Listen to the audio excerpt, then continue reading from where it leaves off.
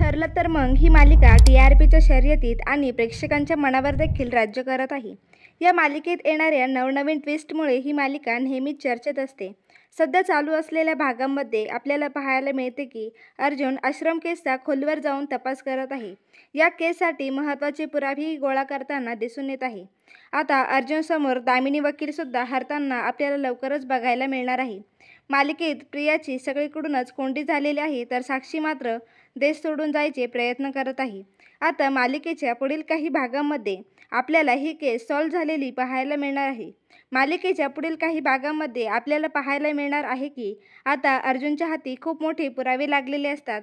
अर्जुनने शोधून काढलेले असतं की विलास आणि महिपतचे पहिल्यापासून ओळख असते. विलास हा महिपतचाच माणूस असतो.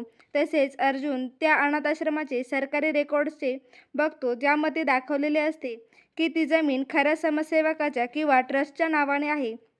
म्हणजेच अनाथाश्रम एका रजिस्टर ट्रस्टद्वारे चालवले जातात असल्याचे. तसेच ज्या दिवशी खून झाला होता त्या दिवशी साक्षी देखील आश्रममध्ये होती आणि तो खून साक्षीकडूनच झालेला असल्याचे पुरावे देखील अर्जुनकडे आता असतात. आणि या सगळ्यामध्ये प्रिया ही साक्षीला वाचवण्यासाठी खोटं बोलत असते हे अर्जुनला समजलेलं असतं. प्रियाच्या विरोधात देखील अर्जुनकडे भक्कम पुरावे असतात. त्यामुळे यावेळेस कोर्टात प्रिया, साक्षी, महिपत यांच्यापैकी कोणीही सुटणार नव्हतं आणि अखेर मधुभाऊंनाही न्याय मिळणार असतो. आता कोर्टाने दिलेली तारखेची वेळ आलेली असते. महिपत, साक्षी आणि प्रियाला सुचत नसतं की काय करावे. तेव्हा त्यांच्या सैतानी डोक्यातून सैतानी कल्पना येते, ती म्हणजे अर्जुनला कोर्टात पोहोचूच द्यायचं नाही. ते अर्जुनला संपवून टाकण्याचा प्लॅन बनवतात. तर आता अर्जुन आणि सायली सगळे पुरावे घेऊन कोर्टात चाललेले असतात. ते दोघेही खूपच खुश असतात की आज ते केस जिंकणार होते. पण अचानक त्यांची गाडी पंक्चर होते.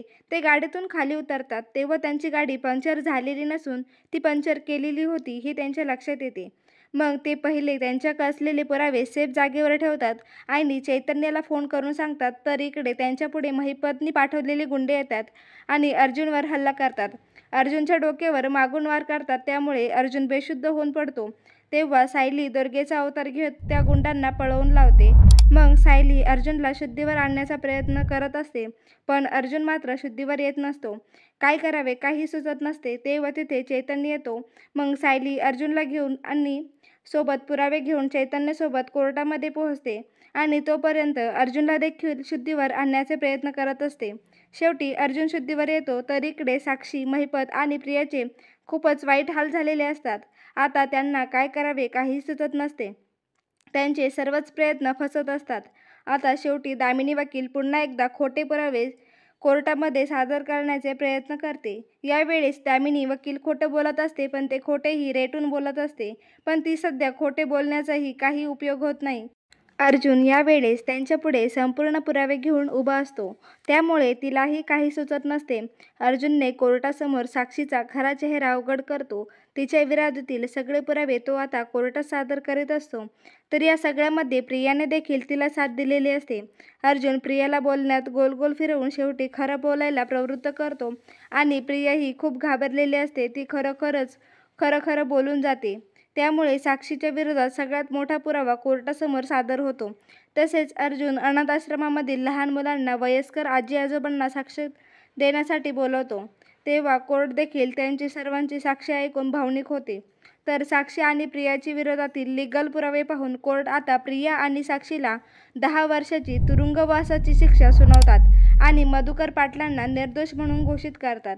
शेवटी अर्जुन आणि सायली हे जिंकलेले असतात आणि रविराज, प्रतिमा आणि सुभेदार फॅमिलीसमोर प्रियाचा खरा चेहरा आलेला असतो.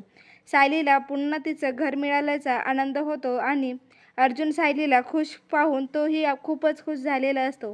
तुम्हाला हा एपिसोड आवडला का? कमेंट करून नक्की सांगा. आणि असेच मालिकेतील पुढील ट्विस्ट जाणून घेण्यासाठी आपल्या चॅनलला सबस्क्राईब करा.